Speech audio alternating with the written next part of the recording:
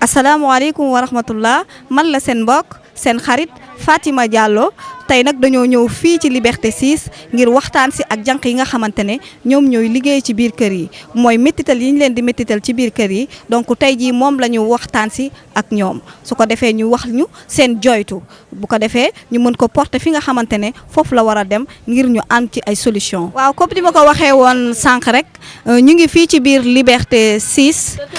nga xamante ne jànq yi fii la ñuy toog di xaar patron yi donc ñu ñëw rek tàllal leen suñu micro pour ñu wax ñu jafe-jafe yi nga xamante ne moom la ñuy dund ci biir kër yi donc maltraitance bi nga xamante ne moom lañ leen di maltraiter ci biir kër gi ak manque de considération yi donc loolu rek moo ñu indi woon fii ci biir Liberté 6 incha allah donc ñu tàllal leen suñu micro.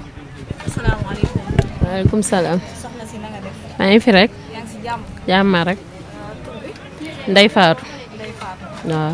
Ndey Faatu ñun tey dañoo ñëw fii ci yéen donc ngeen wax ñu rek li nga xamante ne jafe-jafe yi nga xamante ne moom ngeen di dund donc ci biir kër yi voilà ngeen wax ñu ci yenn rek du fekkente ne sax ne lépp mënuñ koo wax lépp du fi xej donc am rek yenn rek yu ñu ci mën a wax su ko defee ñu mën a porter voix bi. waa fii jafe-jafe yi bari na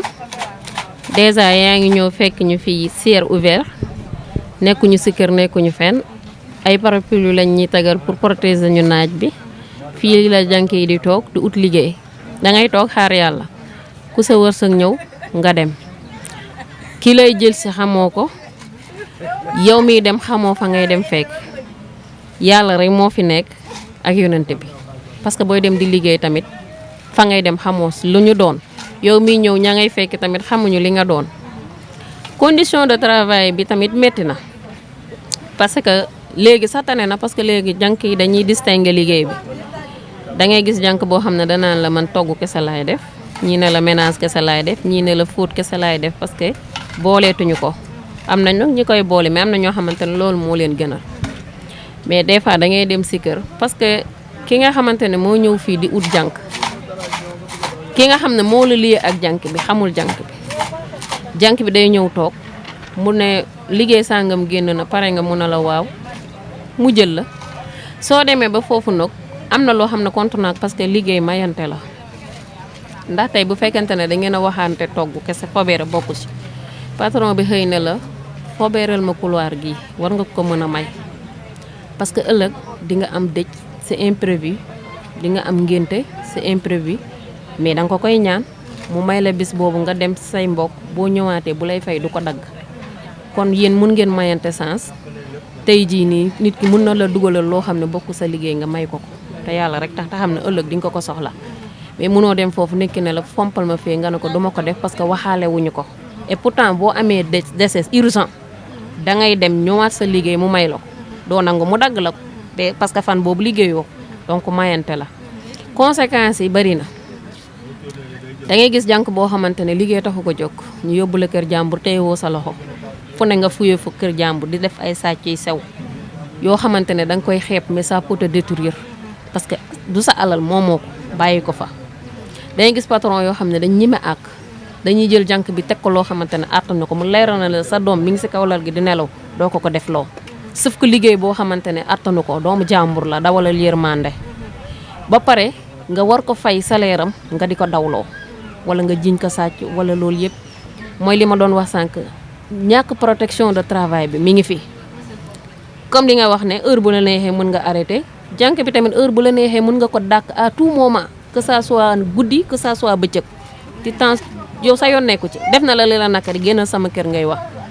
donc protection boobu fekkonte ne am na liaison ci entre patron bi ak jànk bi patron balaa mu lay dàq dina ko xalaat jànk bi balaa muy jékki-jékki di bàyyi sa liggéey tamit dina ko xalaat des fois nga gis jànk boo xam day dem ba teg añ bàyyi fa xale yi bàyyi fa lépp claqué porte bi dem parce que am na lu ko nakari des fois nga gis patron boo xam day bàyyi ba jànk bi nelaw 0h 1h du matin mun na ko génnal sama kër loolu la arrivé sama yoon nekku si parce que amul protection ba pare amuñu doole da ngay joteeg patron bi won la ne maa la ëpp doole am naa xameel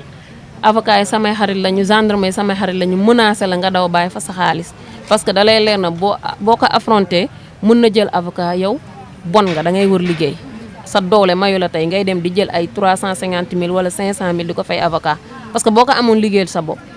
léegi yow tu es obligé yow nga gedd fa sa xaalis loolu àq la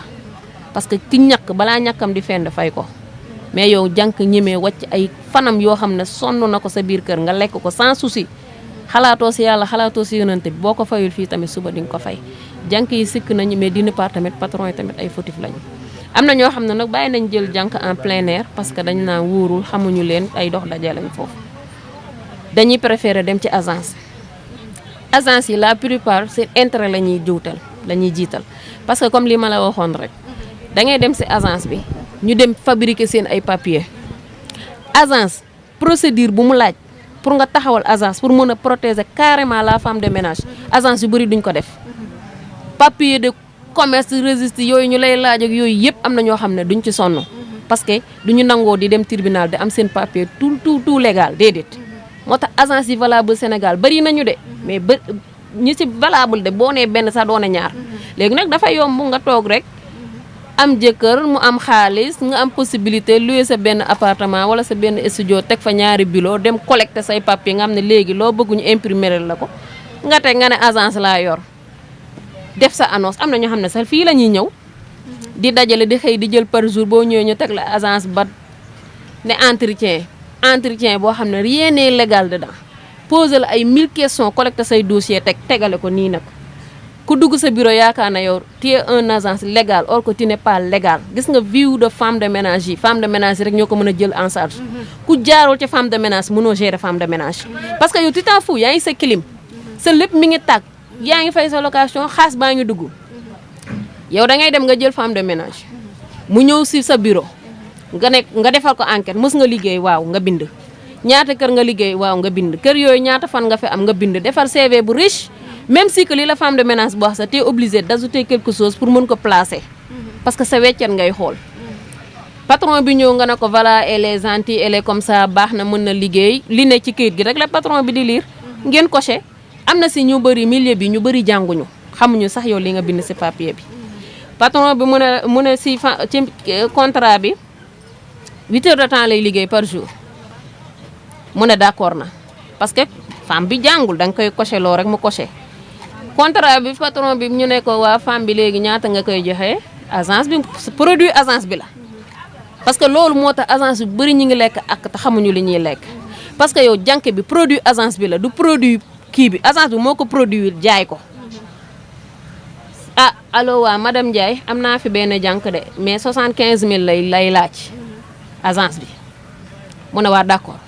mettre ma ko en rapport ma jël ko